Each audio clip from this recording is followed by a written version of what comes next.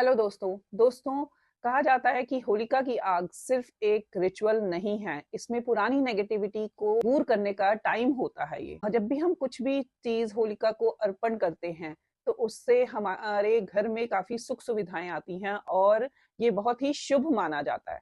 तो my dear friend, सबसे पहले चंदन की लकड़ी, जब हम चंदन की लकड़ी अर्पण करते हैं तो माना जाता है कि इससे घर में सुख सुविधाएं, घर के जो झगड़े हैं, टेंशन है और जो स्ट्रेस वगैरह आपका चल रहा है, अशांति चल रही है, वो कम होती है और घर में एक पीसफुल एनवायरनमेंट बनता है। उसके बाद गोबर के उपले डालकर उसमें घर की जो नेगेटिविटी है उसको दूर किया जाता है और एनवायरनमेंट को क्लीन किया जाता है। देन अगर आप लौंग, सुपारी और पान चढ़ाते हैं तो उससे भी हम घर के अंदर पॉजिटिविटी लेके आते हैं और जो नजर लगती है, जिसे हम नजर लगना कहते हैं घर में, उस चीज को भी दूर किया जा सकता है। घर में बीमारियों का प्रभाव भी कम होता है और होलिका दहन में गेहूं जलाने से भी ये माना जाता है कि हमारे घर में सुख सुविधाएं आती हैं, धन की कभी कमी नहीं होती, अन्न कभी कम नहीं होता, अन्न की वृद्धि होती है, धन की वृद्धि होती है। और दोस्तों, अगर आप काले तिल चढ़ाते हैं तो वो घर के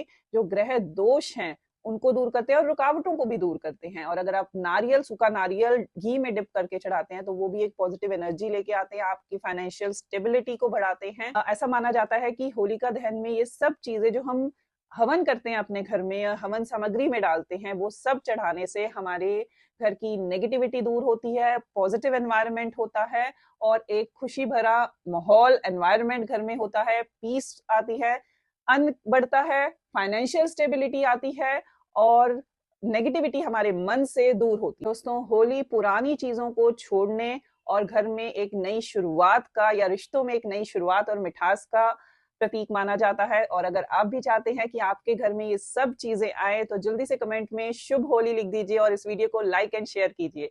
हैप्पी होली।